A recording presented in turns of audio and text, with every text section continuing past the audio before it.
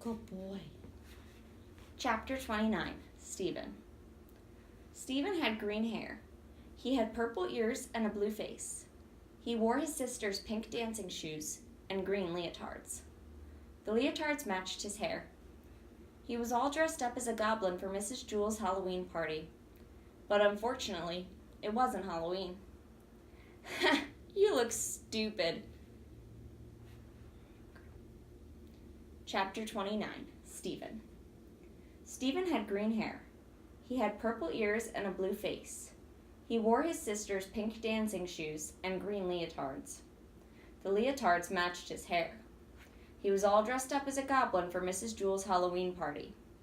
But unfortunately, it wasn't Halloween. You sure look stupid, said Jason. Jason was Stephen's best friend. So do you, said Stephen. Boy, you are dumb, said Jenny. Halloween is on Sunday. Today is only Friday. You're the one who's dumb, said Stephen. You probably come to school on Sunday. Mrs. Jewell said we'd have the party today. But none of the other children wore costumes, only Stephen. All right, class, said Mrs. Jewell. It's time for our Halloween party. See, said Stephen. Mrs. Jewell gave each child a cookie that looked like an orange witch with a black hat. She laughed when she saw Stephen and forgot to give him one. Stephen didn't ask for it. He was afraid that she'd laugh again. The children finished their cookies in less than 30 seconds. All right, class, said Mrs. Jewell. The party is over. We have a lot of work to do. Stephen felt like a fool. The party lasted less than a minute, and he had to spend the rest of the day wearing his stupid goblin suit. Look, Stephen's wearing his sister's leotards, laughed Dana. They're green, just like his hair, said Fatso. Everybody laughed. Mrs. Jewell began the arithmetic lesson. She wrote on the blackboard, 2 + 2 = 5. That's wrong, Joey shouted. Mrs. Jewell tried again. 2 + 2 = 3. That wasn't right either. She added 2 and 2 again and got 43. It was useless. No matter how hard she tried, she couldn't get 2 + 2 to = 4. I don't understand it, she said. They've always equaled 4 before. Suddenly, she screamed. The chalk turned into a squiggling worm. She dropped it on her foot. Then all the lights went out, and the blackboard lit up like a movie screen. A woman appeared on the screen.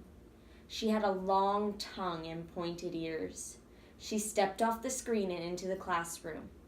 It was the ghost of Mrs. Gorf. Mrs. Gorf ran her fingernails across the blackboard.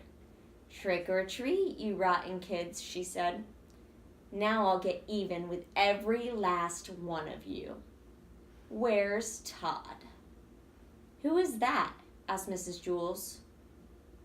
Mrs. Gorf, said Damien. Who's Mrs. Gorf? Asked Mrs. Jewell. She was the meanest teacher we ever had, said Rondi. What happened to her? Asked Mrs. Jewell. Lewis ate her, said Jason.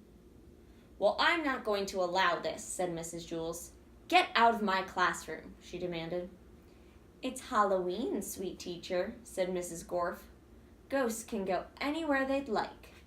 I've come for a little class reunion. But it isn't Halloween, said Mrs. Jewell. Halloween is still 2 days away. I know, said Mrs. Gorf, but Halloween falls on a Sunday this year, so we are celebrating it on the Friday before.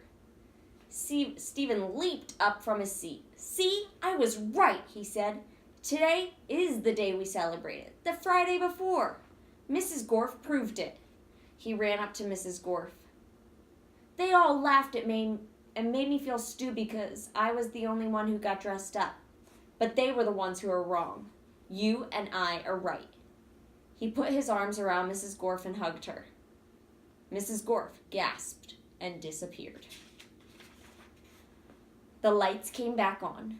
Mrs. Jewell picked up the piece of chalk from the floor. She wrote on the blackboard, 2 + 2 = 4. That's good, she said. When 2 plus 2 doesn't equal 4, anything can happen.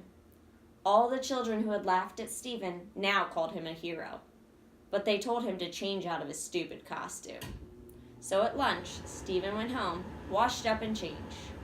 He came back wearing blue jeans and a polo shirt. Of course, his hair was still green. It always was.